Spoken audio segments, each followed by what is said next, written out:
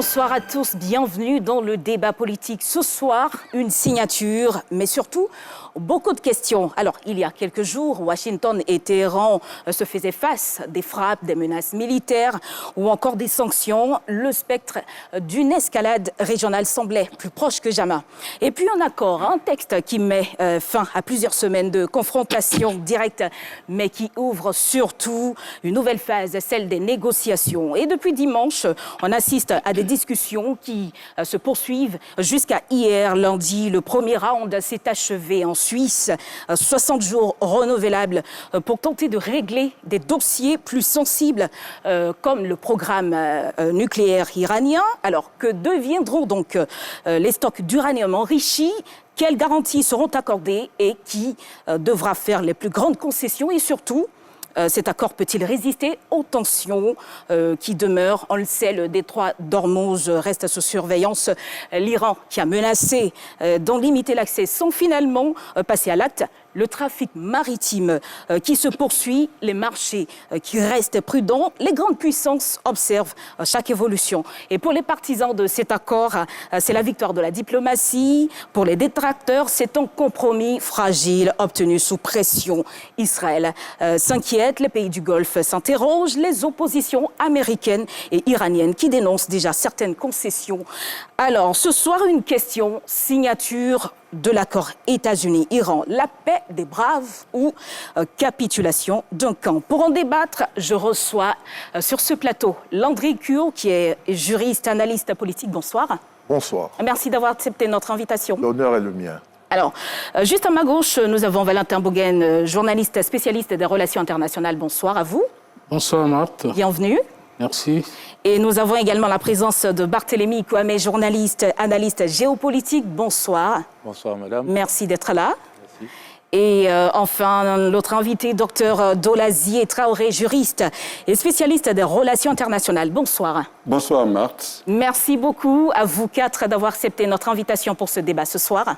Merci. Alors, avant le débat, regardons cette séquence.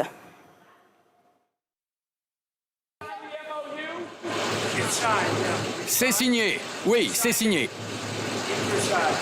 Et voilà quelques secondes de cette vidéo, It's signed, qui veut dire tout simplement en français, c'est signé. On l'a entendu, Donald Trump qui annonce devant les journalistes que c'est signé cet accord. Eh bien, faut-il entendre, la crise est terminée. Valentin, je me tourne vers vous. Mais on l'espère bien. L'accord, je pense que c'est à cela que c'est cet accord principalement. C'est déjà mettre fin à l'escalade militaire, mettre fin déjà aux hostilités qui se sont déclenchées fin février pour cette phase-là de la guerre contre l'Iran. Je pense que, écoutez, c'est une évolution importante dans ce conflit qui a tenu la planète, qui tient la planète en haleine depuis pas mal de temps. C'est une évolution positive, mais je pense que c'est encore trop tôt pour savoir si cet accord prévu dans 60 jours peut être signé dans 60 jours, parce qu'on n'est pas encore au stade de l'accord. On est encore dans une sorte de mémorandum d'entente, d'accord préliminaire. C'est au bout des 60 jours que vont durer les négociations qu'on saura si on aboutit à un vrai accord qui met véritablement un terme au conflit dans la région ou si on continue dans l'impasse. D'accord. Alors, Barthélémy Kouamé, je me tourne vers vous. Est-ce que vous pensez que c'est un grand pas, cet accord? Oui, c'est un grand pas. Et puis surtout, le fait que Donald Trump dise que c'est signé démontre qu'il est dans sa logique. C'est un peu comme une victoire parce qu'en masse, quand les premières négociations commençaient, personne ne croyait aux négociations. Est-ce que ce n'est pas une annonce spectaculaire? Non, ce n'est pas spectaculaire. Parce que Donald Trump, il a pour habitude d'annoncer des accords ou encore des cessez-le-feu, et puis après, le lendemain, on voit autre chose. Non, ce n'est pas une annonce spectaculaire. Donald Trump, quand il a annoncé les négociations, je me souviens que certains Iraniens disaient même qu'il négociait avec lui-même. Et beaucoup de commentateurs, d'observateurs disaient aussi qu'il négociait avec lui-même et que ce n'était pas vrai. Et donc, dire qu'aujourd'hui, on a un accord, ça veut dire que la négociation a bel et bien démarré et qu'aujourd'hui, ça aboutit à un accord. Et cela dit, c'est un très bon début pour arriver à la paix, parce que le monde a besoin de paix. D'accord, docteur Delazier, je me tourne vers vous. Vous pensez que c'est vraiment un bon début, comme l'a dit Barthélémy Koné? Oui, Marthe, faisons attention parce que dans la diplomatie, dans les relations internationales, on a tendance à analyser lorsque il se pose des faits, on a tendance à analyser d'abord le contexte. Tout à l'heure, vous avez vu dans quel contexte Donald Trump a dit que c'est signé. Alors, quand vous dites que est-ce que ce n'est pas une signature spectaculaire et que mon collègue répond non, ben écoutez, avez-vous vu combien de fois une signature qui engage non seulement les États-Unis et qui signe la paix? Avez-vous vu combien de fois qu'on signe ces signatures, qu'on fait ces signatures? Mais en même temps aussi, avec l'Iran, on a eu des cas où ils n'ont pas respecté, voilà, par exemple, en 2015. En bousculant des assiettes. Vous voyez, oui. En bousculant des assiettes. Vous voyez le contexte déjà. Voilà, ils étaient en plein repas, on bouscule les assiettes, on envoie, il signe et puis il dit qu'il s'est signé. Vous voyez le contexte déjà. Donc c'est spectaculaire. Alors, c'est dire que ça répond à quelle logique? Ça répond à la logique suivante, que les États-Unis même étaient pressés, qu'il fallait vraiment mettre fin vraiment à l'escalade. Ils étaient épuisés, vous pensez? Ils étaient épuisés. La preuve en est que quand il dit que c'est signé, c'est comme une victoire, c'est comme une grande révélation, voilà, qu'il annonce au monde, c'est signé, bravo, c'est signé. D'accord. Landry Cure, je me tourne vers vous. On l'a entendu, c'est signé. Vous, en tant que juriste, d'un point de vue juridique déjà, que révèle cet accord de force entre les deux pays? Vous savez, cet accord intervient dans le cadre des relations internationales où, en réalité, les engagements des parties ne tiennent qu'à leur volonté de respecter leurs propres engagements. Il n'y a aucune instance juridique nationale ou internationale qui viendrait sanctionner l'une des parties si celle-ci se donne la capacité de pouvoir faire autrement que ce qui a été prévu, parce qu'en réalité, ce qui apparaît comme étant un gentleman agreement repose sur une logique des relations internationales qui est celui du réalisme de celle-ci, c'est-à-dire du rapport de force. Je note que la signature de cet accord intervient dans un contexte historique qu'il ne faudrait pas ignorer. Les relations entre les États-Unis d'Amérique et la République islamique d'Iran se sont fortement détériorées à la fin des années 70, n'est-ce pas? Lorsqu'accède au pouvoir le système islamique avec l'ayatollah Khomeini. Lorsque cette accession au pouvoir est apparue, nous nous avons rendu compte que pour les États-Unis d'Amérique, qui s'attendaient à autre chose lorsque le Shah tombait, ils se sont rendus compte qu'ils perdaient le contrôle sur un pays qui occupait une position stratégique au niveau du monde. Et jusqu'à aujourd'hui, ils ont toujours perdu le contrôle, vous pensez? Attendez, il suffit de voir que ces États-là, ces deux pays, se sont affrontés par États interposés. La guerre entre l'Irak et l'Iran avait par derrière les États-Unis d'Amérique, avait été un soutien ouvert à l'Irak de Saddam Hussein. Et donc, il est tout à fait naturel que cette confrontation directe survienne, elle arrive. Les guerres par procuration ne pouvaient pas perdurer. Donc, ça ne surprend réellement pas les véritables analystes que ces deux États-là, qui sont en inimitié déclarée, s'affrontent. Et le sort réservé à cet accord qui est préliminaire va donc dépendre en réalité des relations que celles-ci entretiennent en tant qu'État. Pour ma part, on a un accord qui est assez fragile, qui comporte bien sûr des incertitudes critiques. Oui, on va voir justement le contenu de cet accord, parce qu'on a notre reporter, Davis Soyo, qui est revenu sur cet accord signé entre Washington et Téhéran pour comprendre ce qui se joue réellement derrière cette signature. Je vous propose de regarder son reportage. La guerre entre l'Iran et la coalition israélo-américaine tire-t-elle vers sa fin? Le lundi 16 juin 2026, le président américain Donald Trump fait une annonce sur son réseau social. J'autorise pleinement la réouverture du détroit d'Ormuz sans droit de passage et parallèlement la levée immédiate du blocus naval américain. Navires du monde entier, allumez vos moteurs, que le pétrole coule à flot. Ces tweets prennent forme plus tôt que prévu. Le mercredi 17 juin, le président américain Donald Trump et le président iranien Massoud Pezeshkian signent un mémorandum d'accord de 14 paragraphes. Cette signature, prévue officiellement le vendredi 19 juin à Genève, en Suisse, ouvre la voie à un accord final devant être conclu dans un maximum de 60 jours. L'accord prévoit principalement la cessation immédiate et permanente des hostilités sur tous les fronts, y compris le Liban. La réouverture du détroit d'Ormuz, par lequel transite environ 20% du pétrole mondial, et la levée immédiate du blocus naval imposé par les États-Unis. Un accord au prix de certaines concessions. L'administration Trump aurait suspendu l'exigence de zéro enrichissement nucléaire et renoncerait au démantèlement immédiat des missiles balistiques iraniens.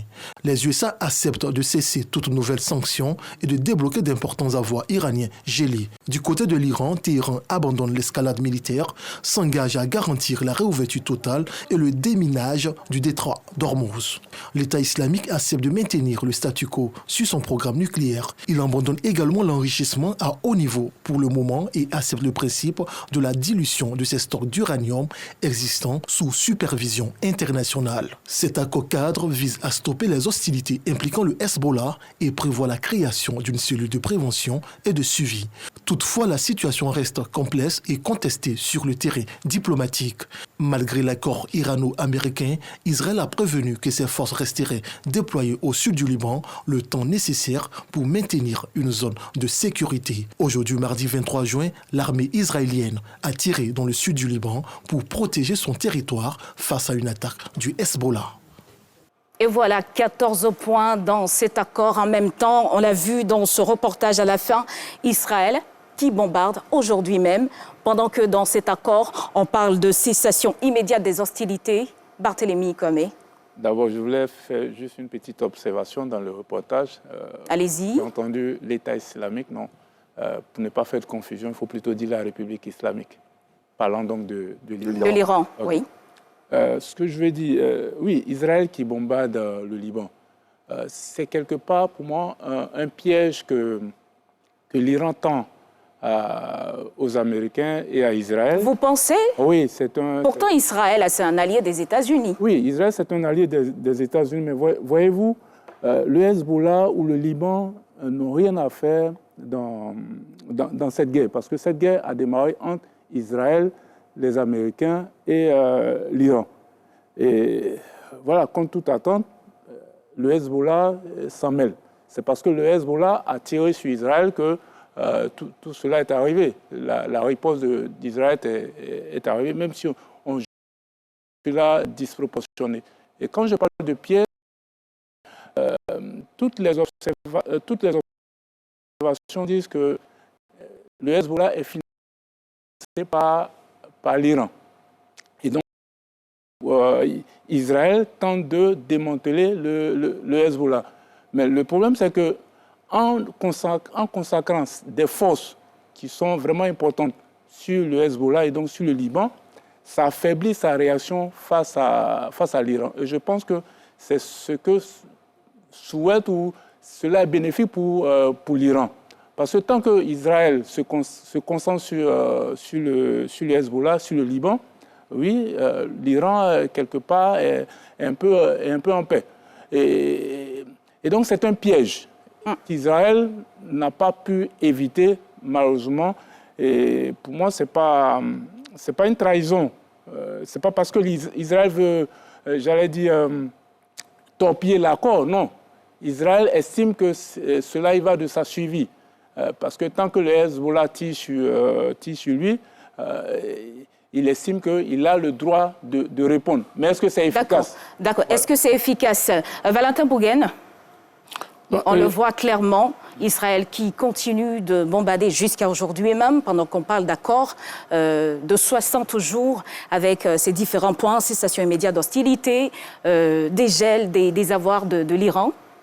Il faut savoir que dans les points des négociations en cours, l'Iran a bien sûr insisté sur le principe d'une paix globale dans la région qui inclut dans le Liban et que l'un des points faibles justement de l'accord qu'on va surveiller de près, c'est justement quelle serait la réaction d'Israël qui est un allié, comme vous l'avez souligné, des États-Unis, mais qui n'a pas été, en tout cas publiquement, associé aux négociations en cours, qui s'estime un peu lésé dans l'accord, parce que pour Israël, le moment était venu d'en finir définitivement avec le régime islamique iranien. Est-ce une sorte de trahison de la part Non, ce n'est pas une trahison du tout. C'est une réaction parce qu'il faut restituer les choses dans leur contexte.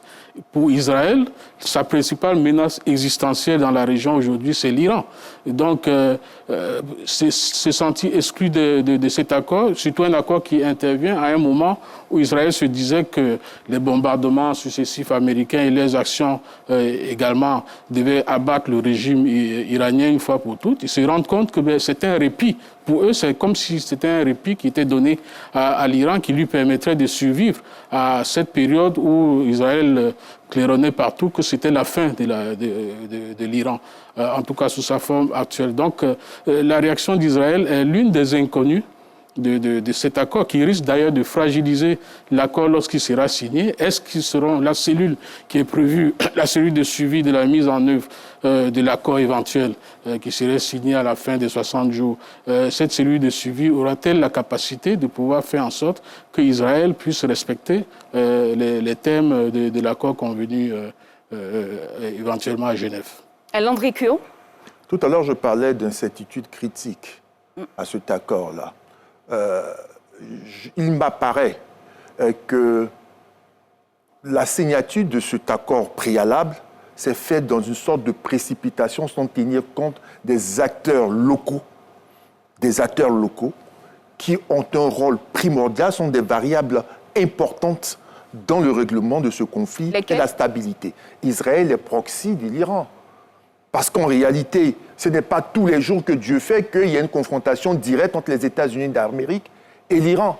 Mais la sécurité des deux États dépend bien sûr des conflits constants, continuels, quotidiens qu'Israël mène avec le Hezbollah, avec les Palestiniens, parce que même la question palestinienne a été éludée. Et pourtant, elle est une variable très importante pour la stabilité et la paix au Moyen-Orient. C'est très important de le souligner. Lorsqu'Israël continue de mener ses actions militaires au Liban parce que a la volonté d'annihiler définitivement les forces du Hezbollah, cela constitue un véritable point mort, puisqu'en tout état de cause, il est su et connu que le Hezbollah est un allié pour l'Iran, et l'Iran ne va pas continuellement tolérer pareille situation, parce qu'au-delà des questions politiques et économiques, il y a des questions d'ordre religieux que les gens partagent. Il y a une réalité sociologique, une réalité politique, une réalité idéologique et religieuse qu'il ne faut pas écarter du revers de la main. Je comprends la volonté du président américain, de son gouvernement, d'aller rapidement à l'accord, parce qu'en réalité, si on se donne les moyens d'y aller si vite, la question économique et financière est tellement importante qu'il ne peut pas plus longtemps... Est-ce que vous pensez que les États-Unis étaient un peu épuisés? Au-delà de l'épuisement, il n'y a pas que. Ils ne sont pas seuls au monde. Et dans ce monde, il y a d'autres partenaires dont la réalité économique l'emporte sur le problème des États-Unis avec l'Iran. Ça, c'est la première des choses à faire savoir. Lorsqu'on a un problème avec le détroit d'Ormuz, qui est un passage maritime stratégique et qui concerne des milliers, des dizaines de pays et des milliers de vies et de milliers d'industries et de financements, vous ne pouvez pas longtemps continuer à faire la guerre. Donc la réalité des discussions ne se limite pas qu'aux acteurs apparents. Il y a toute l'influence du monde financier, du monde économique qui rentre en ligne de compte et qui demande au président américain de faire de sorte qu'il dise « il signe ».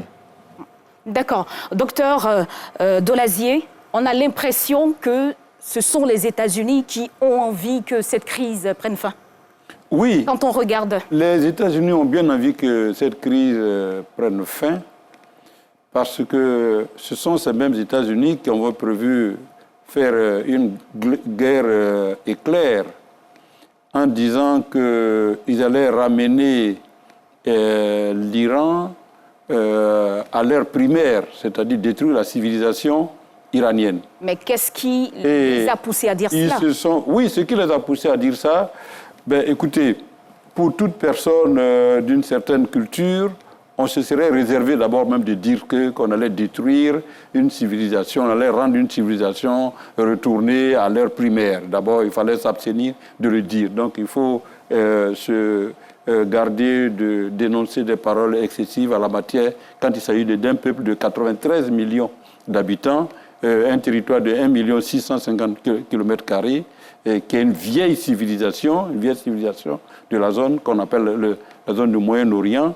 Il fallait s'abstenir de faire de telles déclarations. Sauf que c'est soit sous-estimer l'Iran ou bien soit méconnaître les réalités.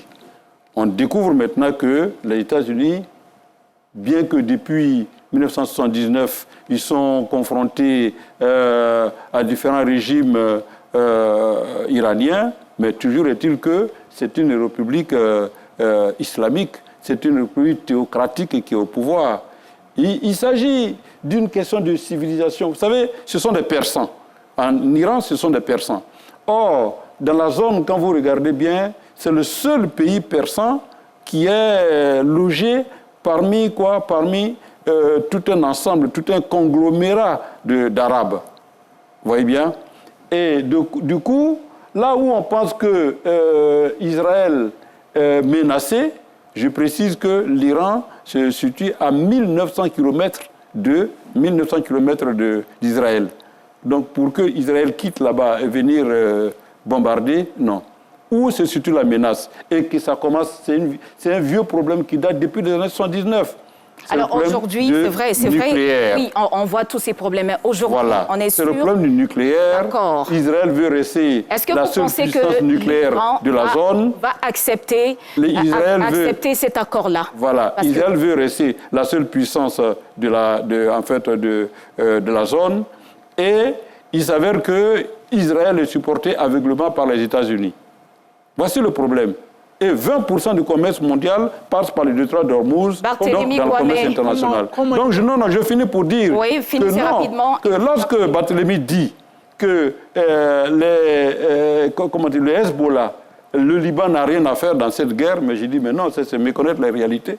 Mais écoutez, à partir du moment où le Liban est bombardé de jour en nuit par Israël, alors qu'est-ce qu'il faut faire? Faut-il qu'il reste les bras croisés? Barthélemy. Justement, le Liban, en tant qu'État, en tant que République, n'a pas combattu et ne combat pas. C'est le Hezbollah qui combat. La question que je voulais poser à Docteur, c'est comment on fait pour accepter une armée parallèle dans un État légalement constitué qui est au sein des Nations Unies?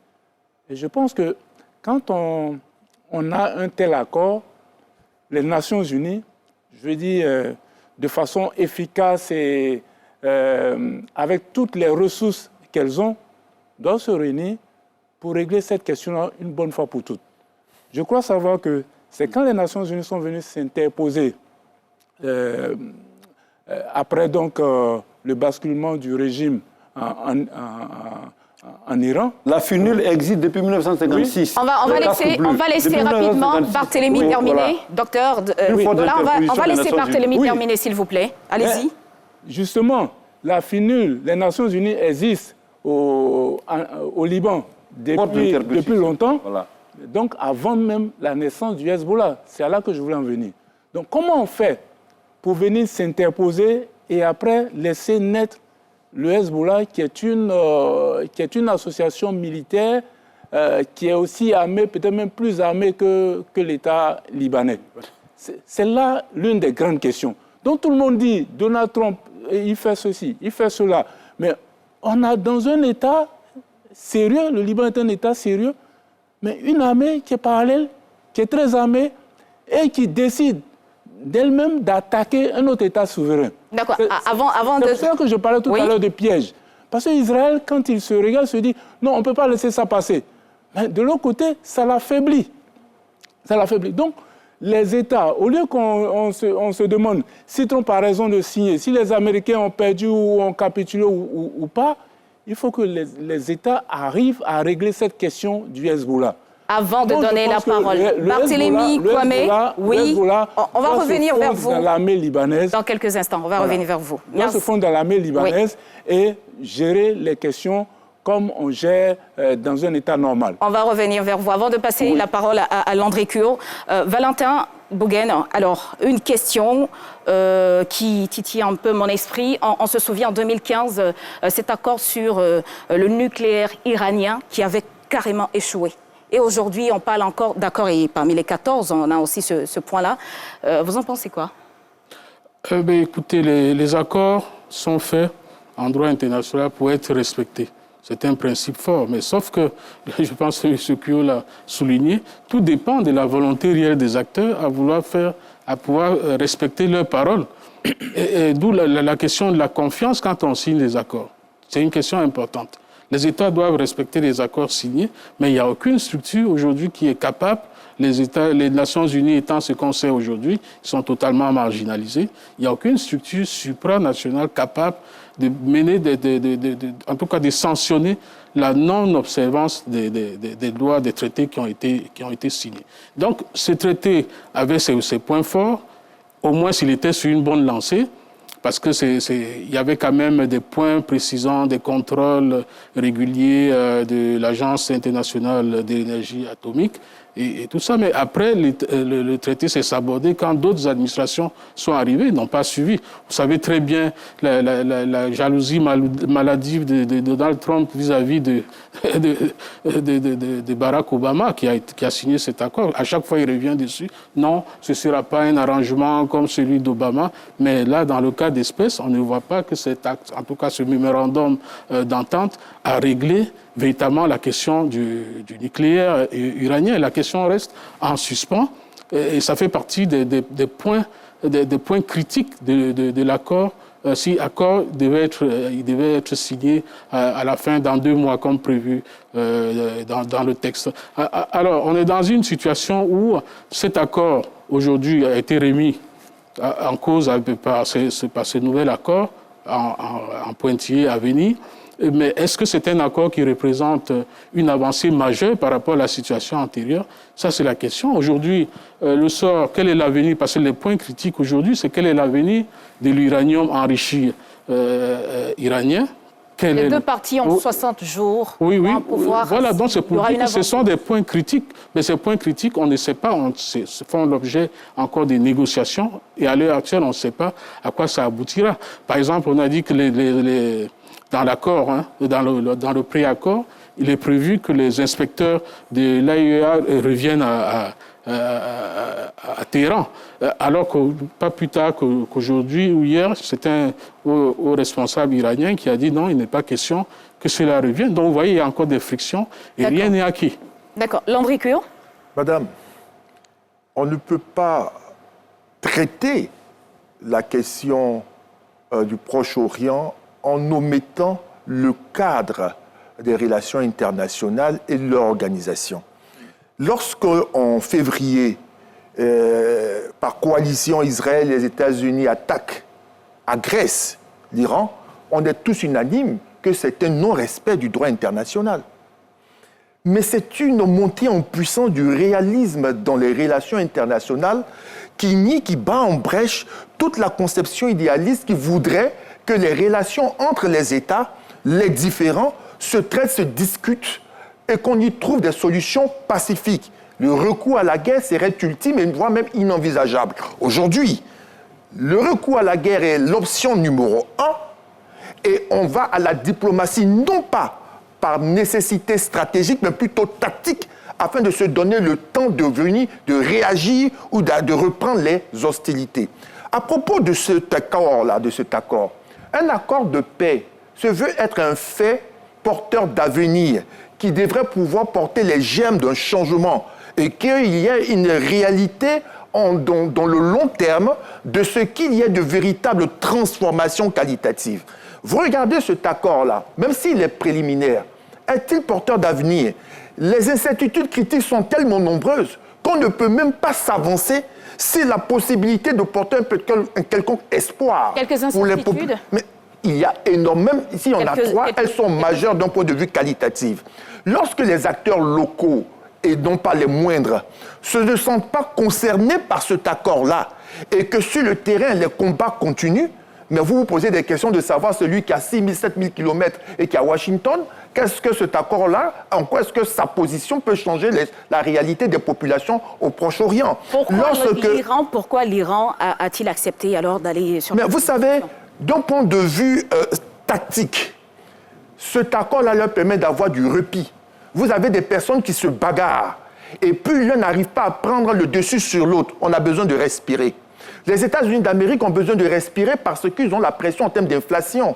Le coût du baril de pétrole qui flambe a un impact sur toute l'économie, notamment au niveau industriel.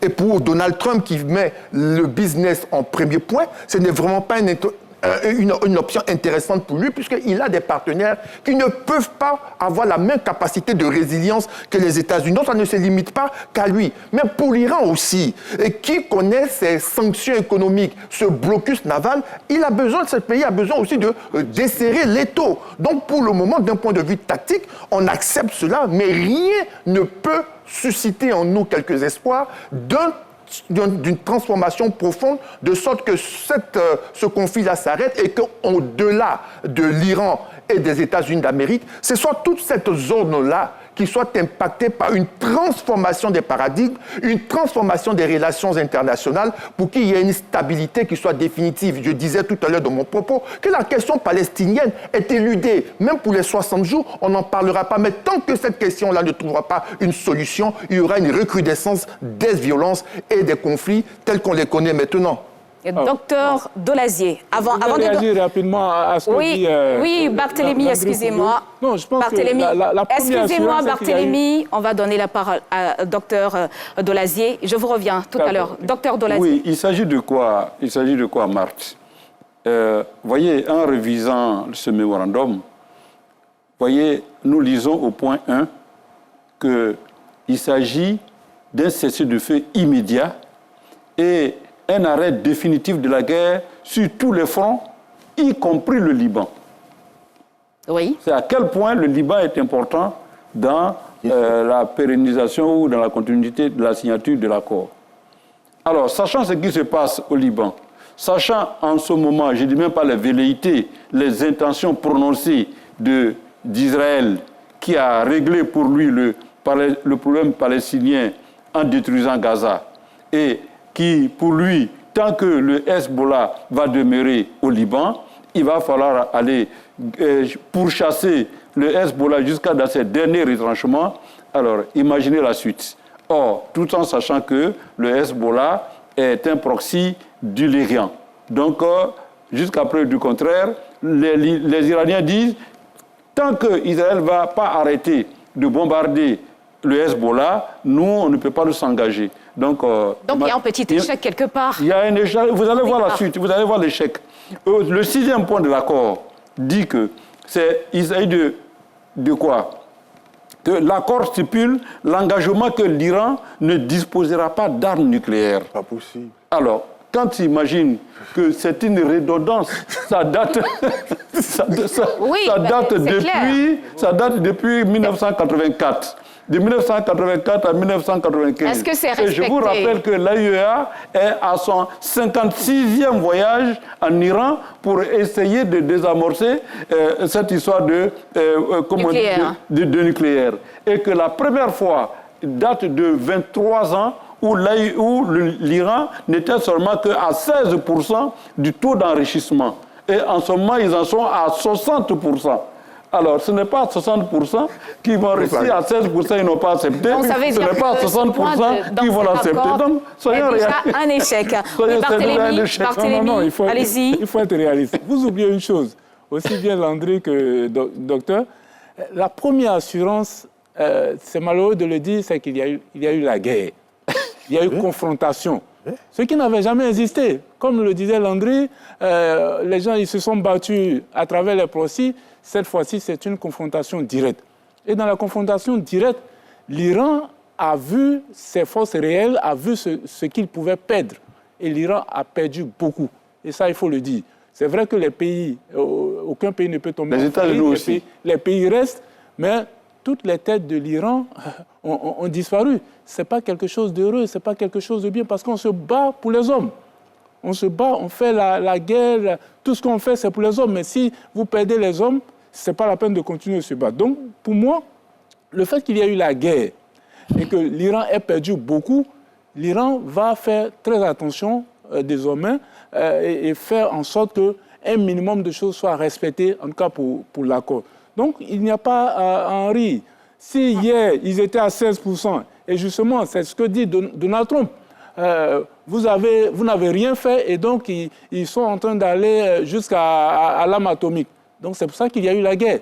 Mais comme l'a dit docteur, ça fait longtemps cette affaire de nucléaire. Oui, mais donc il n'y ça avait revient jamais encore dans cet de accord. confrontation directe. Mais cette fois-ci, il y a eu une confrontation directe. Est-ce que vous pensez que l'Iran va accepter quand même Mais l'Iran est obligé de faire attention. Essentiel.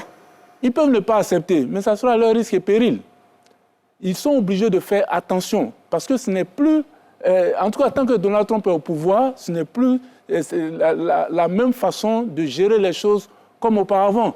Parce que, auparavant, qu'est-ce qui se passe? Il parlait tout à l'heure de l'AIEA qui a fait plus de 50 visites, mais ça n'a pas marché. Pourquoi? Parce qu'il n'y a pas de force de coercition comme tout le monde le connaît ici sur ce plateau. Il n'y a aucune force supranationale qui peut dire, bon, vous n'avez pas respecté ça, on va vous contraindre à respecter. Alors que Donald Trump, quand il dit « Make America Great Again », certainement, on ne l'a pas bien compris. L'idée, c'est que quand les Américains disent « Voilà l'ordre qu'on doit suivre », ils s'en donnent les moyens pour que cet ordre-là soit suivi. Après, est-ce que ça marche comme ils le souhaitent ou ça? Mais en tout cas, ceux qui subissent cette volonté américaine-là peuvent témoigner qu'ils perdent beaucoup. Et là, je pense que l'Iran peut témoigner qu'ils ont perdu beaucoup. Souvenez-vous, on était en pleine négociation quand l'ancien président du Parlement iranien, Ali Larijani, qui est l'un des grands médiateurs iraniens, qui était considéré comme quelqu'un avec qui les Américains pouvaient discuter, mais quand il a fait des sorties qui n'ont pas plu aux Américains, aux Occidentaux, vous savez ce qui s'est passé. Donc je pense que les dirigeants iraniens qui discutent... Et donc vous pensez que c'est bien d'utiliser la force? Non. Moi, je suis pacifiste et pour moi... Non, mais tel que vous l'expliquez, les États-Unis... mais je suis réaliste. Landry Couillot l'a dit. Il dit la force est au service de la diplomatie. C'est-à-dire que vous ne pouvez pas... Pourquoi est-ce que un pays... non, attention, aller tuer les dirigeants, les dirigeants iraniens, c'est ça la force? Non, mais attendez. Je ne cherche pas à commenter si c'est bon ou si c'est mauvais. Ce que je note, c'est qu'il y a des pays qui sont très puissants. Il y a des pays qui sont très puissants et il y a des pays... Et donc, ils peuvent se permettre tout. C'est ça? Voilà, qui peuvent se permettre tout. Je ne crois pas. Réponds-moi. Non, oui, c'est ce que tu tiens. Non, je ne crois pas qu'ils puissent se permettre tout. Seulement, je constate qu'il y a des choses qui arrivent que moi, je ne pourrais pas accepter, mais malheureusement, ça arrive. Voilà. D'accord. Voilà. Prenez même juste au niveau des interventions diplomatiques. Il y a des pays qui ne s'aventureraient jamais à commenter une actualité nationale dans un autre pays. Pourtant, les pays du G7, dès qu'il y a le moindre soupçon, ils s'autorisent à intervenir. D'accord. Valentin Bouguenne. Je pense que l'Iran, pour revenir à notre sujet, l'Iran va comprendre qu'il faut désormais faire attention parce qu'il n'y a pas de force, malheureusement, pour contraindre les Américains à faire ce que cette force, commune, souhaite. Et donc, c'est les Américains, jusqu'à preuve du contraire, qui donnent le tempo. Donc, il faut faire attention. D'accord. Valentin Bouguenne, je me tourne vers vous. Quel sacrifice chacun a dû accepter? Les États-Unis, par exemple. Je n'ai pas bien compris. Quel sacrifice chacun a dû accepter pour signer cet accord? Oui, particulièrement les États-Unis. Chacun a dû accepter des sacrifices pour qu'on arrive à cet accord. Parce que vous comprenez bien que, vu l'intensité de la guerre, si on décide à un moment de s'arrêter, c'est que les uns et les autres ont bien conscience qu'il fallait s'arrêter et ont dû faire des sacrifices. Les sacrifices des États-Unis, j'en viens. Les États-Unis ont lâché du lest, par exemple, sur la question fondamentale qui a déclenché les hostilités, en tout cas telles qu'on nous les a présentées. Parce que dès le départ, il s'agissait de quoi? Il s'agissait d'apporter un soutien massif à l'opposition iranienne qui était dans les rues pour pouvoir liquider une fois pour toutes le régime islamique. C'était ça dès le départ. Après, on dit non, bon, il faut s'attaquer à des armes nucléaires. Il faut démanteler. L'Iran est prêt d'avoir la bombe atomique. Ce que le pays n'a jamais reconnu, hein, soit dit en passant, parce que même c'est une digression, même lorsqu'on dit dans l'accord, l'État dit qu'il ne recouvrira jamais, ni n'accueillera jamais d'armes nucléaires. Mais, écoutez, les Iraniens n'ont jamais dit que leur programme nucléaire, c'était pour aboutir à la fabrication de la bombe. Non, ça a toujours été présenté comme un programme civil, nucléaire civil. Alors, sur ces deux points, ça n'a pas marché. On a exterminé les dirigeants dès les premières heures des bombardements, croyant pouvoir mettre un terme au régime. Ça n'a pas marché non plus. Et entre-temps, qu'est-ce que l'Iran a fait? L'Iran a sorti son joker, qui était quoi? Le détroit d'Ormuz. Ça, c'était totalement inattendu. On s'est dit, non, mais bon, qu'est-ce qui se passe? L'État dit non, l'Iran dit non. Le détroit d'Ormuz, désormais, c'est fermé. Et alors, c'est à ce moment qu'on se rend compte, avec les effets sur l'économie mondiale et sur l'économie américaine, parce que l'inflation s'est ressentie également aux États-Unis et ça ne plaît pas aux populations, d'autant plus qu'on a quelques mois des élections de mi-mandat aux États-Unis, qui sont des élections cruciales pour savoir si M. Trump continuera à avoir les coudées franches pour faire ce qu'il veut sur la scène mondiale. Donc, on a ce contexte-là où les États-Unis se rendent bien compte qu'ils ne peuvent pas arriver à leur fin de façon militaire, malgré la puissance de leur arsenal. Et ça arrive aussi dans un contexte où l'Iran, il faut le reconnaître aussi, est affaibli. Et affaibli, c'est vrai que ses capacités de riposte demeurent, on l'a vu vers la fin du conflit, lorsqu'on spéculait sur l'existence ou non de missiles balistiques, on a vu que l'Iran avait tout à fait gardé la possibilité de pouvoir riposter, que ce soit par les armes balistiques, que ce soit par les drones. Donc ça arrive à ce moment-là où les différentes forces en présence sentent bien qu'elles n'ont pas la capacité d'aller plus loin, de façon militaire en tout cas, et sont obligées de lâcher du lest. Les Américains ont lâché du lest sur la question déjà du nucléaire iranien, parce que dès le départ, on disait non, il faut absolument qu'on démantèle ce programme et que l'uranium déjà enrichi, qu'on puisse le déporter soit aux États-Unis ou dans un autre pays. Bon, on constate bien avec l'accord préliminaire que ces exigences un peu loufoques, il faut le reconnaître, ont disparu. Et qu'on est revenu à une situation de réalisme pour dire que bon, on ne peut pas avancer, donc on lâche du lest. Les Iraniens également affaiblis économiquement ont besoin de ce répit, ont besoin d'un répit pour pouvoir reconstruire le pays, reconstruire également leur arsenal militaire, qui est leur assurance survie aussi dans la région. Donc chacun a dû lâcher du lest, a dû faire des concessions pour pouvoir arriver à ce préaccord qui préfigure, on l'espère, un accord plus global.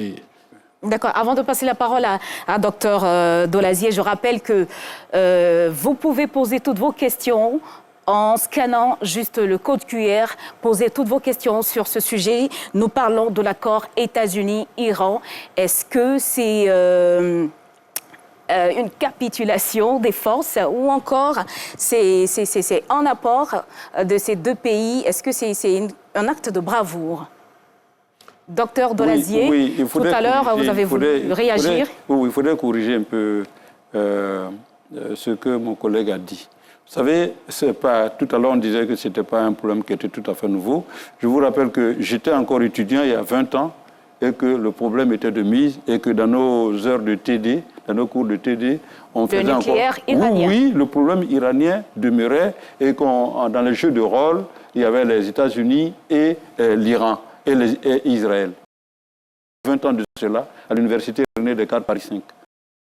C'est vous dire que ce n'est pas un problème nouveau et que les études de droit international, de relations internationales, mais voyez, ce qu'il a dit, il faudrait relativiser. L'intention des Iraniens, même s'ils ne l'ont pas dit, mais leur intention a été toujours affirmée, surtout avec les Pasdaran qui sont venus au pouvoir, le régime, le pouvoir des Khomeini qui sont venus au pouvoir, c'était d'avoir le nucléaire. Ça, il n'y a pas de doute. Vous savez qu'il y a une limite. Quand on dit à 40% l'uranium enrichi, c'est du civil. au-delà de 40%, aucun ce officiel n'est plus iranien n'a jamais non, il faut écouter, il faut suivre. la vérité. Il faut suivre, on le dit. Oui, mais ça, on est en train de faire des procès d'intention.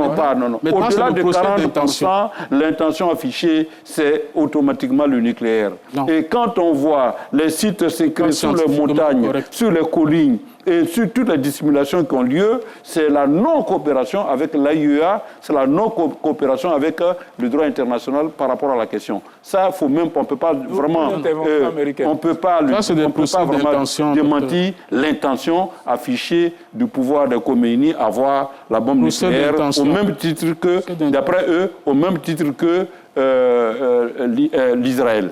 Ça, il n'y a pas de doute. Ça, on ne peut pas le dire. Maintenant, on revient sur un problème qu'il faut dire. Il faut dire que, franchement, la pratique, le comportement des États-Unis, en fait, le comportement de Trump, vraiment, reste vraiment à désirer. Mais parce que jusqu'à preuve du contraire, on c'est peut le pas président des États-Unis. Voilà. Bon, je dis que de Trump, parce qu'aux États-Unis, il y a eu, avant Trump, il y a eu d'autres présidents qui ont signé des accords avec l'Iran. Il n'y a pas eu de guerre.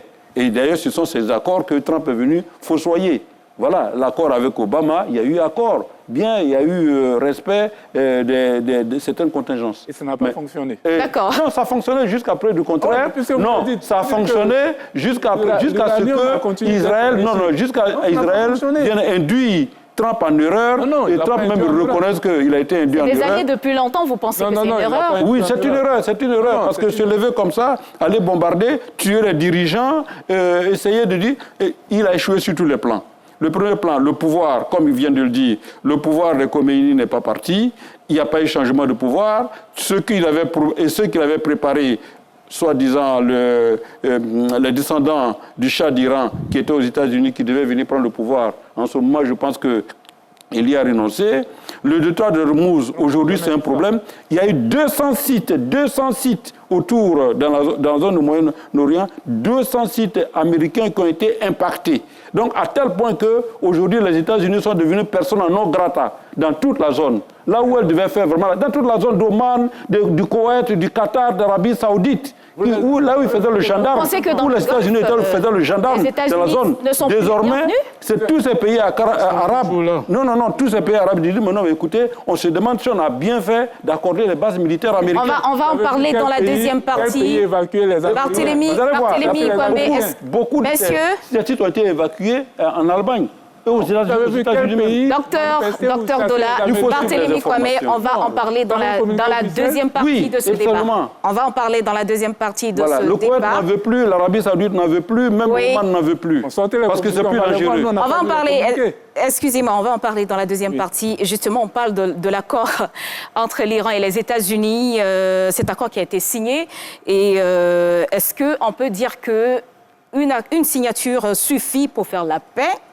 Israël qui s'interroge, les pays du Golfe aussi, vous l'avez dit. Non, c'est un processus. Docteur Dola, l'Iran qui menace aussi de fermer le détroit d'Ormuz sans passer par là, et les marchés pétroliers qui réagissent à la moindre déclaration. On en sait plus donc dans cet élément proposé par Davis Oyo. Les récents efforts diplomatiques et accords initiés par les États-Unis modifient considérablement l'équilibre au Moyen-Orient. Selon les observateurs, l'accord cadre conclu pour désamorcer les hostilités ne valide pas inconditionnellement l'influence iranienne, mais il redéfinit profondément les alliances régionales. L'approche américaine lie directement la fin du conflit avec l'Iran à l'élargissement des accords d'Abraham pour y intégrer d'autres pays du Golfe. Cependant, cette stratégie suscite des divergences. Le gouvernement israélien cherchant à maintenir une posture plus offensive alors que Washington priorise la désescalade. Du côté de l'Arabie Saoudite, Riyad a accueilli favorablement l'accord, le voyant comme une opportunité de stabilité économique et d'ouverture, tout en conditionnant sa pleine normalisation avec Israël à des garanties de sécurité américaines et à une solution pour la question palestinienne. Riyad joue un rôle d'équilibriste, maintenant un dialogue direct avec l'Iran, initié dès 2023, tout en renforçant son partenariat énergétique avec les États-Unis. En contrepartie, la signature de ce traité entre l'USA et l'État islamique d'Iran oblige Téhéran à faire des concessions pour obtenir la levée totale des sanctions économiques et éviter l'isolement. L'accord USA-Iran affaiblit-il Israël et l'Arabie saoudite, alliés historiques des Américains, et valide-t-il l'influence de l'Iran sans contrepartie sur sa politique régionale? Et voilà, la question est posée. Ce n'est pas un traité, c'est un mémorandum. Un mémorandum, d'accord. Alors, je me tourne vers Landry Cuot. Quelle est la position aujourd'hui des pays du Golfe vis-à-vis de cet accord? Ils sont dans une position d'observation et d'observateur. Au cours de ce conflit, ils se sont bien rendus compte que leurs accords de protectorat militaire avec les États-Unis d'Amérique n'ont pas empêché d'avoir de gros dégâts. Tout à fait. Ils se sont rendus compte que c'était un accord qui était des accords qui étaient fragiles. Voilà. Parce que la toute-puissance américaine ne l'est plus. Oui. Les Américains ne peuvent pas être sur tous les fronts et même concentrés sur un seul front, ne pouvaient pas protéger autant de pays que ce soit. Est-ce à dire que les pays du Golfe ont lâché les États-Unis? Non, pas ça. Les États-Unis ne sont pas plus le gendarme. Non, On va écouter Landry Cuot. Ce que je dis, c'est que les États-Unis d'Amérique ont des limites. Voilà. Le monde, il a changé. Les pays se sont renforcés. La technologie ou les sciences se sont démocratisées. Les gens ont désormais des perspectivistes. Ils ont des personnes qui sont en même de pouvoir planifier leur développement. Les gens se sont instruits, il n'y a plus de secret. Quand l'Iran réussit à comprendre et à faire savoir que l'issue de cette guerre était non pas militaire mais économique, en se servant de la géographie. Mais ils ont montré combien de fois est-ce qu'ils étaient intelligents, alors que ce n'était pas une prouesse, puisque l'histoire nous montre que la géographie a, dans plein de cas, été un élément déterminant pour l'issue de certains combats. En Afghanistan, l'Afghanistan qui est qualifié comme étant le tombeau des empires, la Russie et sa profondeur territoriale qui ont liquidé la grande armée de Napoléon et la grande armée de Hitler. Et la Grande-Bretagne, grâce à sa position insulaire, qui a pu repousser pas mal d'invasions. La géographie, ça compte. C'est pour dire qu'à l'intérieur de chaque État, il faut considérer qu'ils ne sont plus les mêmes. Et qu'on a désormais, au niveau des politiques, au niveau des scientifiques, il y a quelque chose. En Iran, regardez très bien le niveau de développement technologique, le niveau d'intelligence, le niveau d'éducation. Même si vous avez un pays qui, d'un point de vue de l'armement, est en dessous de vous, vous ne pouvez pas négliger ses capacités en termes de capital humain. Pour ma part, il faudrait que la politique extérieure des États-Unis d'Amérique puisse connaître une évolution qualitative. Parce que le besoin d'hégémonie continuelle ne peut pas se faire. Le besoin de pouvoir imposer son point de vue et d'être le pivot central du monde, le régulateur, ne peut pas se faire. Tout à l'heure, j'ai écouté un commentaire, mais cela fait peur aujourd'hui. La ligne rouge ou le foulard rouge, c'est le nucléaire, mais demain, ça sera quoi? Le pétrole? Demain, ça sera quoi? Quelle technologie on empêcherait un pays d'en avoir et je termine, oui, et un autre d'en avoir? Est-ce qu'au-delà d'Israël, il n'y a pas d'autres pays comme le Pakistan et autres qui détiennent l'arme nucléaire? Mais on le leur permet. Mais à d'autres, on ne permet pas. Aujourd'hui, on dit c'est normal, parce qu'on pense être du bon côté, mais demain, quelle technologie serait interdite à un pays qui a une volonté de puissance et qui a besoin de s'affirmer, de s'assurer de sa protection? On sommes dans un monde où les relations internationales, pour être civilisées, ont besoin qu'il y ait un minimum de respect des règles que l'on se donne. Si l'on doit pouvoir transcender ces règles ou les mettre de côté et que le plus fort puisse imposer sa volonté, alors que la volonté du plus fort, elle est circonstancielle, elle est contextualisée, parce que Donald Trump ne peut pas être ad vitam aeternam président des États-Unis, c'est dangereux pour l'équilibre de notre monde. Donc il va falloir repenser la structure de la communauté internationale, se re-questionner pour dire mais qu'est-ce que l'on veut, parce qu'il s'agit de la sécurité de tous, même de notre pays, la Côte d'Ivoire, qui a une volonté de puissance. On va parler. Qu'est-ce qu'on nous interdira demain? On aura l'occasion de Oui, mais justement, je dis que cette question ne se limite pas qu'à l'Iran. Ça ne se limite pas qu'à l'Iran. Ça peut être demain. On a vu la Russie s'attaquer à l'Ukraine. Parce que l'Ukraine est loin, on pense que ça ne nous concerne pas. Mais demain, une puissance s'attaquera à nous. on sentira bien sûr cette injustice quelque part. Il faudrait que l'on puisse réaffirmer la volonté, la nécessité de reconstruire les relations internationales sur la base du droit, sur la base de la négociation, sur la base de la discussion intelligente, afin qu'on puisse permettre à tous de se sentir en sécurité. Tant qu'on ne tombe pas d'accord sur cela, tant qu'on laissera un régulateur, un gendarme le faire, parce qu'aujourd'hui il est le plus puissant, demain il y aura quelqu'un d'autre qui est plus puissant, avec une stratégie, une volonté, ou bien une politique extérieure tout aussi différente, et qui fera que toi aujourd'hui tu es en sécurité, et demain tu ne seras plus en sécurité. Il faut une règle pour tout le monde pour pouvoir calmer le jeu et stabiliser les relations internationales. Barthélémy, je vous reviens tout à l'heure. Il y a une question d'un internaute, Valentin Bougen. Est-ce que vous pensez que c'est une guerre reportée quand on regarde un peu l'échec qui se voit déjà au départ de cet accord? Ça en a tout l'air, surtout quand on regarde les précédents. Quand on regarde les précédents dans la région, concernant les acteurs qui sont là, quand on regarde aussi les comportements passés des acteurs en présence. Comme je disais, en un an, l'Iran a été attaqué, agressé 2 fois. Et ces 2 fois, c'était pendant que des négociations pour la paix se conduisaient. Vous voyez? Donc aujourd'hui, il y a ce climat de méfiance qui s'est instauré, qui s'est installé dans la région, qui est dû au comportement des acteurs, et notamment d'un acteur clé comme Donald Trump, qui dit une chose et son contraire, qui annonce un cessez-le-feu, qui bombarde le lendemain, ainsi de suite. Donc vous avez dans ces comportements anciens qui ressurgissent.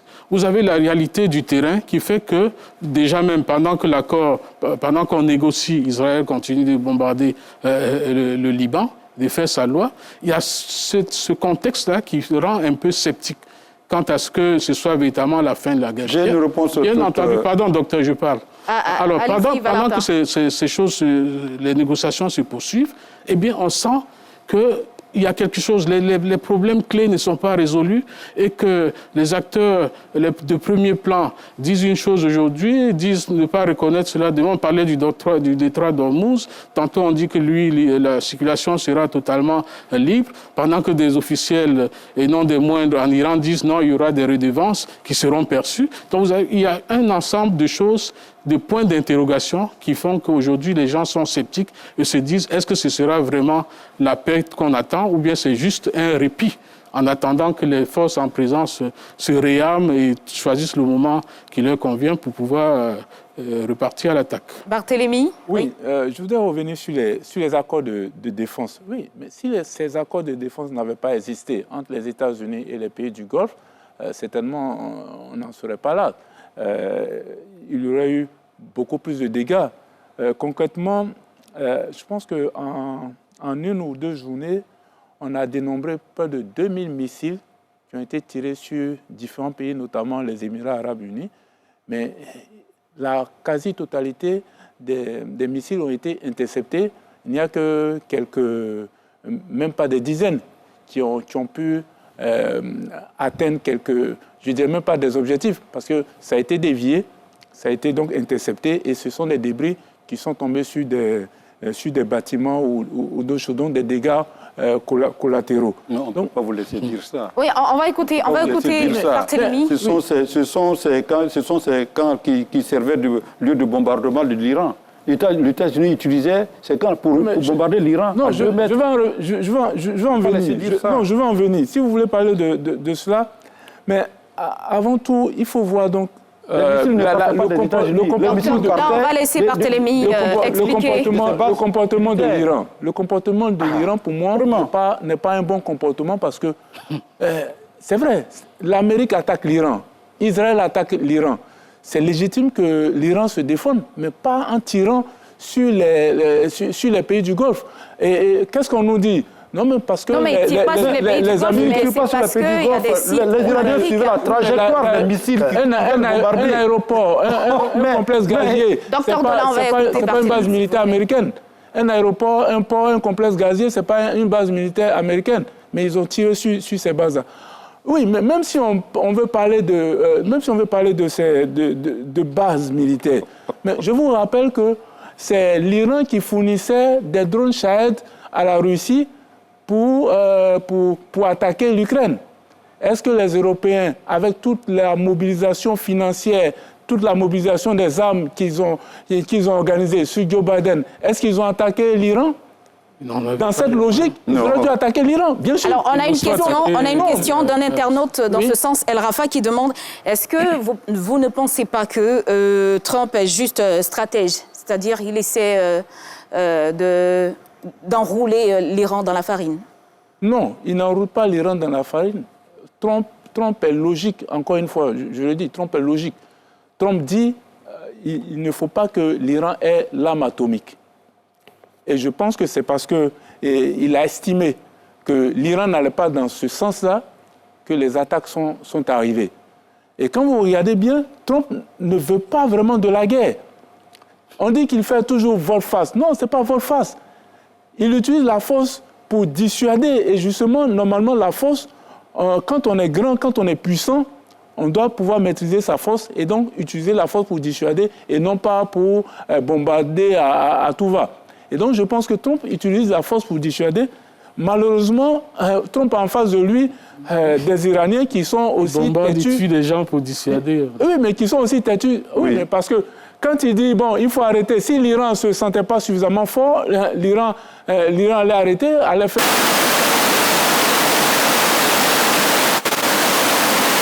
un nombre d'attitudes qui allaient empêcher donc là ailleurs en Europe par exemple quand la pression devient forte les gens démissionnent. Donc il n'y aura plus de guerre entre les États-Unis et l'Iran. On a Monsieur Pascal qui demande il n'y aura plus de guerre entre les États-Unis et l'Iran. Non, personne ne peut dire qu'il n'y aura plus de guerre entre un pays A et un pays B. Non, personne ne peut le dire. Ce que moi je disais tout à l'heure, c'est que ce qui a changé, c'est que les Américains se sont donné le droit d'aller affronter l'Iran. Et donc cela... donné le droit. Oui, ils se sont donné le droit. Je ne dis pas qu'ils ont le droit. Ils ont le droit. Ils se sont donné le droit. Ils se sont donné le droit. En s'appuyant sur quoi exactement? En s'appuyant sur leurs convictions, ils parlent de leurs valeurs, ils parlent de certaines limites. Non, pas sur le plus fort. Vous avez évoqué tout à l'heure... Oui, allez-y. Quelqu'un a parlé du Pakistan. Je ne sais pas si c'est Landry ou le docteur. Oui, Landry, qui parlait du Pakistan, qui a l'arme atomique, mais le Pakistan ne tire pas sur n'importe quel pays comme ça. Le Pakistan a souvent des conflits avec... le pays, je crois l'Afghanistan, mais il ne tire pas sur les alliés de l'Afghanistan ou autre. Je rappelle que le Pakistan est aussi médiateur dans... Oui, le Pakistan est médiateur. Vous avez le Qatar même qui est médiateur, mais l'Iran a bombardé le Qatar. Vous voyez. Donc pour vous dire que quand les Américains disent que l'Iran est une menace, quelque part c'est réel, parce que l'Iran ne s'interdit rien. De la même façon... Vous pensez que l'Iran c'est l'enfant rebelle dans cette histoire? Comment? Est-ce que vous pensez que l'Iran, c'est l'enfant rebelle dans cette histoire? Non, je ne dirais pas que l'Iran, c'est l'enfant rebelle dans cette histoire. Mais ce que je vois, c'est que l'Iran s'attaque à tout. L'Iran est prêt à tout mélanger tant que... Oui, non, l'Iran, c'est oui, mais attendez. Quand vous... Landry Cuyon. Non, mais c'est pas une affaire de... On va donner la parole à Landry. Mais attendez, quand on tire sur vous et que vous tirez sur toute la région... S'il vous plaît. Quand on tire sur vous... Oui. Je voudrais qu'on calme les choses. Oui, on va écouter Landry Cuyon. Est-ce que, en 2023, alors reculons, 2024, 2023, 2022, 10 ans après, l'Iran, sans aucune raison, a tiré sur le Koweït, sur les Émirats arabes unis. Je vous pose la question. Oui, mais non, ils ne l'ont pas fait. Mais sur la base de je termine. On va laisser Vous avez pris la parole et que vous avez écouté. Oui, mais vous m'avez arraché. Non, ce n'est pas moi, c'est elle qui distribue la parole. D'accord, allez-y. Je ne serais pas surpris quand vous recevez à Washington avec une médaille sur la partie droite. Non, mais en tout état de cause, nous sommes en face d'une réalité, d'un tournant de notre monde. Ce que vous dites est extrêmement grave. Extrêmement grave. Aujourd'hui, c'est l'Iran. Demain, ça sera qui d'autre? On est à géométrie variable parce que je suis sûr que dans le conflit entre la Russie et l'Ukraine, vous ne prendrez pas parti pour la Russie. Mais il s'agit d'existence de personnes. Il s'agit de population. Il s'agit de la nécessité de construire un monde civilisé. Lorsque vous dites que les États-Unis d'Amérique se donnent le droit, s'arrogent le droit de s'ingérer, d'aller bombarder un pays pour les raisons qui, pour ce pays, lui sont légitimes. Mais lorsqu'on bombarde un pays, ce sont des vies qu'on détruit.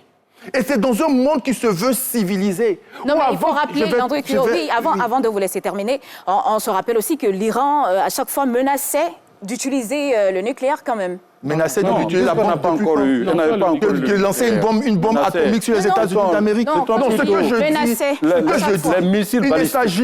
Il ne s'agit pas de savoir qui a tort ou qui a raison. Il s'agit tout simplement de s'assurer de construire un monde civilisé. Il s'agit de sortir de ces paradigmes où on dit on se donne le droit. Demain, c'est quelqu'un d'autre qui se donnera le droit de passer votre frontière et d'occuper. Je termine. Je termine pour dire que lorsqu'on est dans la position du leader, lorsqu'on est les États-Unis d'Amérique, lorsqu'on est un pays grand, et qui est porteur de valeurs, il y a des choses qu'on ne se permet plus de faire. La question du nucléaire est une question qui a été portée au niveau de l'agence internationale. Si l'on estime que l'Iran ne respecte pas les principes, croyez-vous que l'ultime recours serait d'agir ainsi? Parce qu'au final, 3 mois ou 4 mois après, on est dans un accord où, tactiquement parlant, les uns et les autres ont plus ou moins essoufflé, et que cet accord ne donne aucune garantie que demain, on aurait une paix définitive et permanente. La preuve, lorsque la question vous a été posée, vous avez dit on ne sait pas demain. Mais dans ce cas-là, on n'a fait que exacerber les positions belliqueuses des uns avec les autres. Et je dis qu'au-delà de ce conflit, il faut considérer le reste du monde. Est-ce qu'on bascule définitivement dans des relations internationales où le plus fort, selon sa raison, et selon ses intérêts, aura donc à agir contre les autres. Le plus fort dira, cette frontière-là, je la veux pour moi. Cette ressource-là, je la veux pour moi. Parce que le fait que tu l'aies constitue une menace pour moi. Parce que chaque pays apprécie sa menace selon sa politique intérieure et extérieure. Oui. Or, nous avons construit depuis 1945 un monde, je vais terminer, on a construit depuis 1945 un monde qui se veut avoir des principes, de sorte que le peu de territoire qu'on donne aux uns et aux autres, que l'on soit grand, soit petit, nous permettent de pouvoir avoir une sécurité à égale partie. Mais lorsqu'on entend sur un plateau de télévision à grande audience qu'il est explicable, il est normal, ça peut se justifier qu'un puissant peut se donner le droit de faire, il faut craindre pour l'avenir. Oui. Non, on va aller rapidement. On va regarder rapidement un élément. Barthélémy Kwame, s'il vous plaît, on va revenir sur vous. Juste 30 secondes. S'il a 30 secondes, j'ai 30 secondes. Non, attendez. Ah ben oui. Moi, j'aurais voulu que Landry nous explique un peu pourquoi est-ce que le Hezbollah a une armée, a une force à côté. La question n'est pas le on va écouter ensemble, messieurs. On va écouter ensemble, s'il vous plaît. Je ne vous ai pas encore donné la parole. On va m'écouter, s'il vous plaît, messieurs. On part pour un autre reportage parce qu'on a notre reporter Ouattara Seydou qui a donné la parole à certains Ivoiriens pour qu'ils se prononcent sur cet accord États-Unis-Iran. On regarde et on revient juste après. L'accord de paix conclu entre les États-Unis et l'Iran sous l'impulsion du président américain Donald Trump et du président iranien Massoud est présenté par certains observateurs comme un acte de bravoure politique susceptible de marquer un tournant majeur dans les tensions du Moyen-Orient. C'est un acte de réalisme politique parce que la guerre a commencé en février. Et ça fait, on va quasiment dans 4 mois de guerre. Et tout le monde sait que les conséquences de cette guerre-là sont désastreuses, à la fois pour les États-Unis, même s'il n'y a pas eu de bombardement sur le territoire américain, ou aussi pour l'Iran. Les États-Unis, vous savez, l'Iran, en bloquant le détroit d'Ormuz, a occasionné l'inflation au niveau des coûts mondiaux des produits pétroliers. Ensuite, le coût financier même de la guerre aux États-Unis, selon les médias américains, c'est entre 20 et 35 milliards de dollars que cette guerre a coûté en si peu de temps. Qui paye la facture? forcément le contribuable américain d'une certaine façon. Et ça ne passe pas très bien dans l'opinion américaine. C'est vrai qu'il y a beaucoup d'interprétations, surtout au vu de l'Occident, que c'est une capitulation, y compris au sein même de la population américaine. Donald Trump et Netanyahu avaient promis réduire à néant l'Iran. Bon, finalement, ils n'ont pas pu. C'est vrai qu'ils ont réussi à décapiter la tête, mais bon, ça n'a pas gêné le pays de continuer à être résilient, d'avoir sa capacité de destruction, notamment des bases américaines dans le Moyen-Orient. Donc, de ce point de vue-là, c'est bon qu'il y ait la paix. Ça a fini par une affaire de fonds pour reconstruire, lequel fonds sera alimenté par les pays du Golfe qui, naturellement, ont préféré aussi cette approche qui leur donne la paix parce que c'est eux qui ont été bombardés, c'est aussi eux qui abritent les bases américaines qui leur coûtent quand même de l'argent et tout cela, c'est pour éviter que l'Iran les attaque. Bon, à un moment donné, ils constatent que même avec toutes ces bases-là, l'Iran pourrait très bien les attaquer. Il faut rappeler que Donald Trump avait promis le 6 mars dernier une capitulation sans condition de l'Iran. L'accord finalement conclu apparaît pour certains de ses soutiens comme une trahison.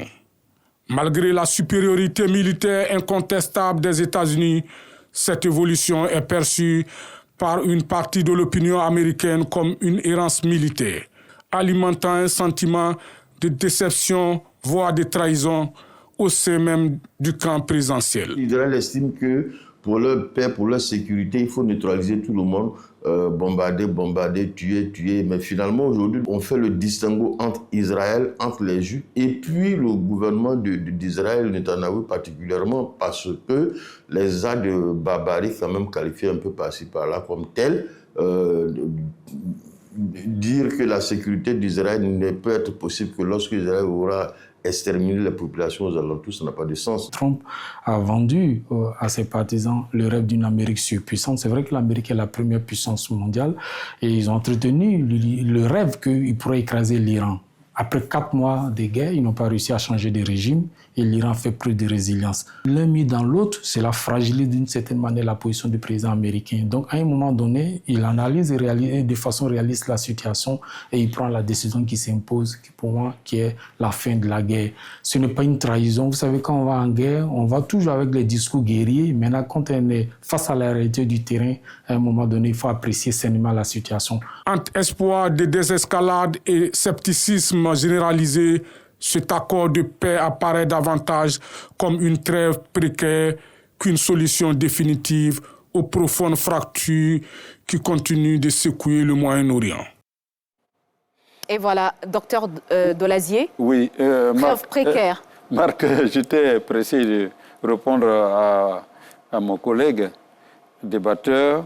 C'est que, vous voyez, l'accord de non-prolifération des armes nucléaires, quand ça a commencé en 1974, il n'y avait seulement que 4 pays qui avaient à l'époque l'arme nucléaire.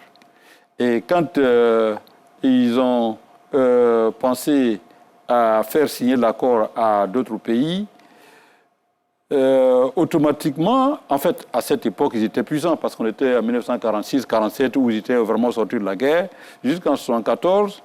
Et des questions ont commencé à sortir pour dire, ben, attention, si vous vous êtes donné le droit d'avoir l'arme nucléaire, et quel droit avez-vous de nous... Là, vous parlez des États-Unis. Voilà, je parle de l'ensemble des puissances, les États-Unis, la France, l'Angleterre et autres, qui étaient les premiers détenteurs de l'arme nucléaire à l'époque, y compris la Russie, hein, en fait, l'Union soviétique à l'époque. C'est qu'il y a une question vraiment de fond, une question d'éthique. Alors, moi, j'ai une arme que j'estime que c'est l'arme suprême, l'arme stratégique pour me protéger, oui, d'accord, et j'interdis l'autre d'avoir cette arme-là. De quel droit j'ai? Moi, j'ai ça. Moi, je sais que c'est dangereux, et je sais que c'est pour ma sécurité, et je prends ça pour ma sécurité. Et si l'autre menace? Et j'interdis l'autre d'accéder à cette arme-là. C'est logique. J'appelle ça logique. C'est logique. Ça, c'est une logique vraiment. Pourquoi c'est logique, Barthélémy? Pourquoi? C'est logique parce que les grands se protègent, les puissants... Et donc les faibles ne se protègent pas, c'est ce que vous dites. Ou bien les faibles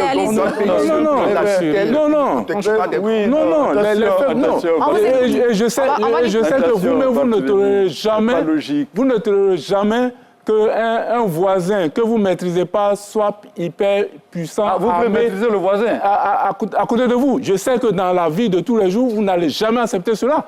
Non, c'est logique. Soyez réalistes. Soyez réalistes. L'Iran n'est pas le voisin des États-Unis. Comment? L'Iran n'est pas le voisin des États-Unis. Oui, mais j'ai pris l'exemple du voisin à dessein. Quand les pays du Golfe se protègent... Marthe, je termine ma logique. Ils se protègent parce que j'estime qu'autour d'eux, à côté d'eux, il y a une puissance militaire qui se forme et donc ils ont peur de cela. Souvenez-vous, quand la guerre commençait, on disait non. Ce que les Américains disent sur le fait que l'Iran pouvait atteindre avec ses missiles l'Europe, tout le monde disait non, c'était faux. Mais on a vu à la vérité que l'Iran pouvait non seulement bombarder plus de 10 pays aux alentours, mais toucher le droit européen. Le droit international dit ce que tu es en train de dire. Au moment de la signature de l'accord de non-prolifération des armes nucléaires, le Pakistan n'avait pas d'armes nucléaires. Merci. Le Pakistan n'avait pas d'armes nucléaires. Là, tu es d'accord avec moi. Est-ce que les États-Unis ont bombardé le Pakistan? La Corée du Nord n'avait pas l'arme nucléaire. Est-ce que les États-Unis ont pourtant bombardé la Corée du Nord? Et alors? Et alors? Non. On va écouter l'endroit. Il est important d'évoluer dans le débat parce que je le dis très clairement que sauf à considérer qu'on va demeurer le plus faible, à ce moment-là, on va rester entre les quatre pattes des plus forts. Mais je dis que le monde, il évolue. Et vous ne pouvez plus empêcher la volonté de puissance des autres. Voilà. Est-ce que cela veut dire qu'on va vers une troisième guerre mondiale? Est-ce que les États-Unis d'Amérique vont interdire à tout le monde tout? Parce qu'au-delà de la bombe nucléaire, il y a d'autres technologies plus puissantes qui sont en train d'émerger. On va interdire ça aux gens? C'est pourquoi ce que j'ai dit, il faut avoir d'autres modes de règlement et de fonctionnement de nos sociétés ou de la société internationale. Et un autre élément qui est important, c'est la variable chinoise. Vous voyez, il est important d'explorer tout le contexte pour comprendre réellement ce qui se passe. Make America Great Again a été accompagné d'un autre corollaire qui était d'avoir à pouvoir faire face à un ennemi, qui était la Chine. Et qui est la Chine? Un ennemi qui, dans son envergure territoriale, dans sa capacité en termes humains et dans sa technologie, ne peut pas ou ne nous interdit de le confronter directement. Madame, la politique extérieure chinoise tranche très largement avec celle des États-Unis d'Amérique. Pendant que les États-Unis d'Amérique multiplient les accords de défense, la Chine, elle propose plutôt de manière massive la construction d'édifices ou d'infrastructures stratégiques, notamment la restauration de la route de la soie, où l'Iran constitue un port ou une destination de choix. La preuve, la Chine, dans sa stratégie, a développé une relation multipolaire lui permettant d'absorber, de prendre les matières premières dont elle a besoin, qu'elle transforme au sein... Vous pensez que c'est la meilleure politique? Je termine. Elle a son droit de le faire tant qu'elle ne menace pas l'équilibre des autres États. Elle vous propose un partenariat et elle développe une industrie au point où elle est l'industrie du monde. Elle a permis, par son travail, elle a fait de sorte que le curseur du développement se tourne vers elle. Lorsqu'on attaque l'Iran, posez-vous la question suivante, alors que c'est l'un des premiers fournisseurs en termes de pétrole à la Chine, posez-vous la question, qui est réellement attaqué? Qui est réellement attaqué? Mais quelle a été la position de la Chine si la route de la soie s'épanouit, l'Iran devient une véritable puissance économique au niveau de la sous-région. Ce qui ne va pas forcément, au niveau du Moyen-Orient, va forcément plaire à ses rivaux d'à côté. Il est important donc de regarder ça de très près.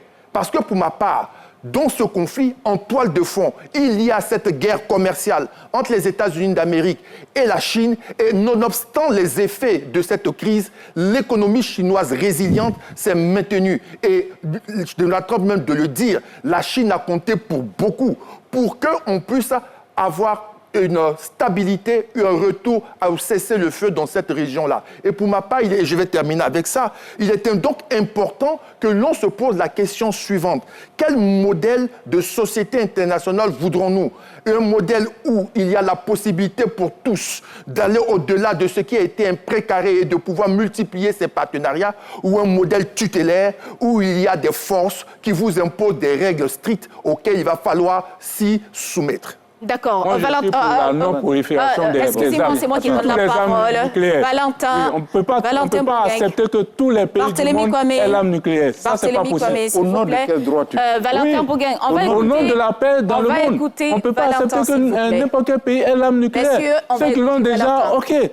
Valentin Bougain, tout à l'heure, on a parlé de la Chine. Quelle est la position de la Chine? Très rapidement, parce que nous sommes pratiquement à la fin de ce débat, avant d'aborder aussi l'impact sur les pays africains, notamment la Côte d'Ivoire. Donc, très rapidement, la position de la Chine. Écoutez, la Chine a une position de non-immixtion, de non-ingérence dans les affaires intérieures des autres pays. Et ça, c'est le b.a.-ba, c'est l'un des 4 ou 5 fondements de la politique chinoise depuis le début.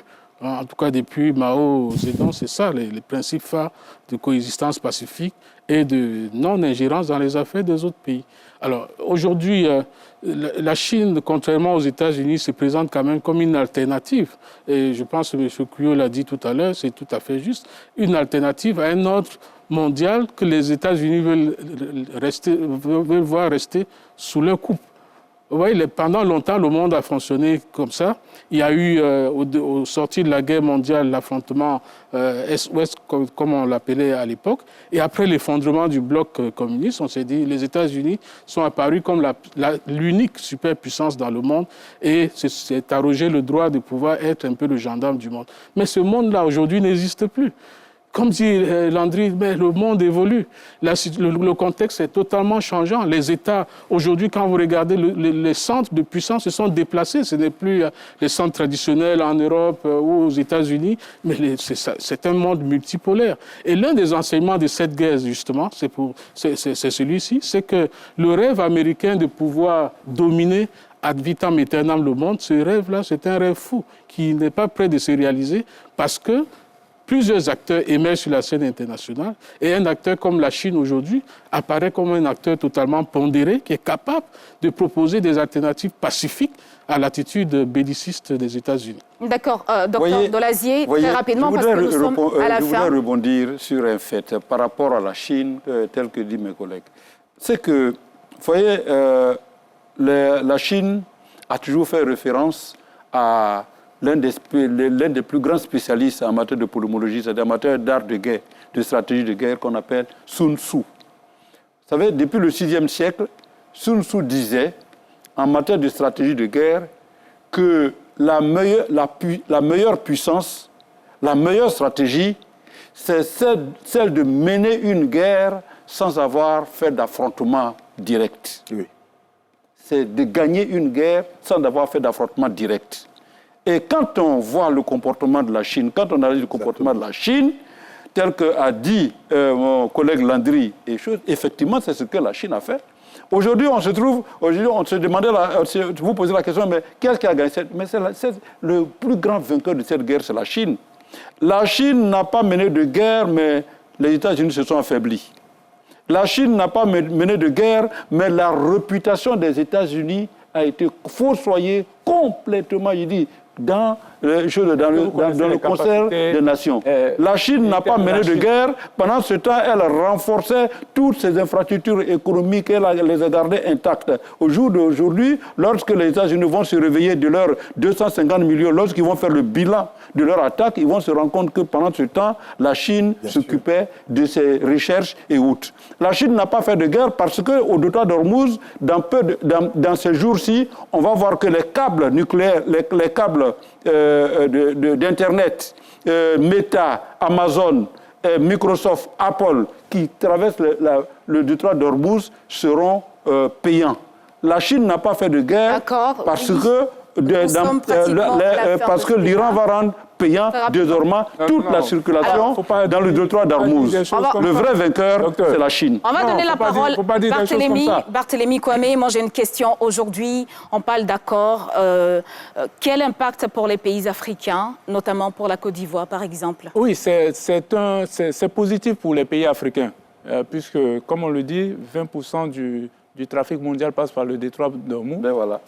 Donc c'est positif pour les pays africains. C'est positif aussi parce que entre l'Afrique et le Moyen-Orient, et même au-delà du Moyen-Orient, il y a des relations économiques. Et donc, quand il y a la paix dans cette région, c'est vraiment positif pour les pays africains. Donc c'est pour ça que nous, on souhaite, en tout cas moi je souhaite vivement qu'il y ait la paix. Et je dis non, il ne faut pas penser que la Chine fait tout ça et que la Chine n'a pas de politique militaire. Hein? La Chine fait partie des puissances militaires, donc vous ne pouvez pas dire que... La Chine n'a attaqué personne militaire. Oui, non, la Chine n'a attaqué personne. Mais la Chine menace constamment Taïwan. Bien sûr, elle se retient d'attaquer Taïwan, mais vous ne pouvez pas dire que la Chine... Les menaces sont récurrentes. Voilà, les menaces sont récurrentes et la Chine est... En matière de stratégie, ne pas confondre l'attaque et la menace. Oui, la Chine est hyper armée. La Chine est hyper armée. Les Américains le savent, le monde entier le sait. Cela dit, je le disais au début... On va aller très rapidement parce que nous sommes à la fin de ce débat. C'est la force qui se maîtrise. On va écouter Barthélémy, s'il vous plaît. Voilà. Chacune des deux nations, Amérique et États-Unis, ont des approches différentes. Vous convenez que les États-Unis doivent se maîtriser alors? Oui, les États-Unis se maîtrisent. Les États-Unis se maîtrisent. L'Amérique a une force, a une puissance qui se démontre. La Chine, on a l'impression qu'elle dort, mais elle ne dort pas. La Chine a une force aussi, a une puissance. D'accord. On va aller Dieu merci, les deux pôles se maîtrisent. Pour le moment, il n'y a pas d'affrontement, comme on a pu avoir pas d'affrontement entre les Américains et les Russes ou l'ancienne URSS. Et c'est bien. Et c'est pour ça que je dis, on ne peut pas tolérer que tous les pays du monde aient l'arme nucléaire. On a mieux à faire. Il y a la famine, il y a des gens qui ne mangent pas, qui ne sont pas bien logés. Il y a plein de choses à faire. Barthélémy, nous sommes à la fin. En même temps, on termine avec vous, avant de passer la parole à Landry Cuo. Oui. Est-ce que vous pensez que c'est un espoir d'avoir cet accord? Oui, c'est un espoir. Parce que pas au profit de l'humanité. Quand deux nations se battent de cette façon, avec des armes aussi sophistiquées, c'est des gens qui meurent. Je pense qu'on a compté des milliers de morts en Iran. Même au Moyen-Orient, il y a eu aussi quelques morts. D'accord. Chaque fois qu'il y a des morts, c'est vraiment déplorable. Merci beaucoup. Marthe, nous sommes à la fin du débat. On va écouter Landry Cuo, s'il vous plaît. Il y a deux façons à la fin du débat, de s'assurer la paix. Oui. Soit en pacifiant, soit en créant la cohésion. La première offre, c'est celle qui est promue sur ce plateau de télévision par mon voisin de droite. La paix à tous les prix, tant que je suis le plus fort, j'impose. Et puis il y a l'autre niveau de paix. Il y a l'autre niveau de paix qui sublime l'intelligence humaine, celle de la cohésion, où en dépit de la force que je détiens, ma capacité à vous écraser, je crée les conditions de vous regarder comme étant mon égal. Je respecte votre volonté, vos envies, vos besoins, et je trouve un accord. Je crois que pour l'Afrique et pour les pays africains, il est important que la question de la paix soit remise au centre, parce que la volonté de puissance économique dépend essentiellement de cette variable, la paix. Mais à quel prix? À quel prix la paix? Si on a la paix parce que le plus fort écrasera et imposera son dictat, à ce moment, c'est une paix qui est fragile, comme cet accord. Mais si on a une paix qui se construit avec intelligence, avec élégance, avec respect de l'autre, avec considération aussi de ses aspirations légitimes, et afin de trouver un juste milieu, on construira une paix qui se donne les moyens d'être durable. Les pays africains doivent regarder ça de près. La CEDEAO devra regarder ça de très près afin de remettre au centre des réflexions stratégiques. Je dis d'abord la CEDEAO. On va aller rapidement. Au centre des réflexions stratégiques, les conditions d'une paix durable dans le monde afin qu'elle soit le socle de l'émergence et de la puissance économique dont a besoin notre monde et les pays africains. Valentin Bougang, la prudence reste-t-elle de mise, très rapidement dans Oui, la prudence reste de mise. C'est un accord, comme je le soulignais d'entrée, qui est une étape importante, qui est une étape positive sur le chemin de la paix. L'espoir est de mise et malheureusement, beaucoup d'incertitudes demeurent et un certain scepticisme commence à gagner les acteurs de la région quant à la réussite, quant à la signature finale de cet accord dans 2 mois. Parce que c'est un accord, nous sommes encore dans un mémorandum d'entente, beaucoup de choses peuvent se passer, beaucoup de négociations se poursuivent, mais déjà il faut saluer cette étape qui met au moins fin, ne serait-ce que provisoirement, à cette guerre qui a eu des effets dévastateurs sur l'économie internationale, notamment sur les pays africains aussi. D'accord, très rapidement. Parce qu'il y a 20% du trafic pétrolier mondial qui passe par là, et il y a 33% du trafic des échanges mondiaux s'agissant des engrais et autres qui contribuent à l'agriculture qui passe par là, donc la fin des hostilités est forcément une bonne nouvelle pour les pays africains qui doivent travailler aussi, non seulement à construire la paix par des infrastructures et autres, mais travailler également à se doter des moyens militaires dissuasifs disponibles, parce que sans puissance... Merci Valentin Bougueng. Très rapidement, on termine cette émission avec vous, tout à l'heure, docteur on Dolazié. parlait des conséquences sur rapidement, les pays parce africains, que nous sommes à la fin. Sur les pays africains, oui, il faudrait dire que vivement que cette guerre s'arrête, parce que les conséquences sont là. Vous voyez, on a tendance ces jours-ci à parler de PNB en Côte d'Ivoire et parler plutôt du plan national de développement de 2026 à 2030. Écoutez, vous savez que ce plan a été fait sur un schéma de prospective du prix du baril à $75. Là où, à l'époque, en décembre, on était à $60. Donc, on a fait une projection sur 75. Et en ce moment, nous en sommes à 80. Et tant que la guerre va continuer, il y a une menace que toutes les prévisions que nous avons faites en matière de développement seront fossoyées, seront impactées par l'augmentation du prix du baril. Merci beaucoup, merci à vous, merci à Landry Cuo, juriste, analyste politique, merci également à Barthélémy Comé, journaliste, analyste géopolitique, sans oublier Valentin Bougueng qui est également journaliste spécialiste sur les questions de relations internationales, et à docteur Dolazié, juriste et spécialiste des relations internationales. Et voilà, le premier round est signé, on l'a vu, 60 jours désormais pour espérer transformer une trêve diplomatique en véritable paix. Merci à la réalisation et surtout à vous téléspectateurs de nous avoir suivis. Merci de rester sur RTI1.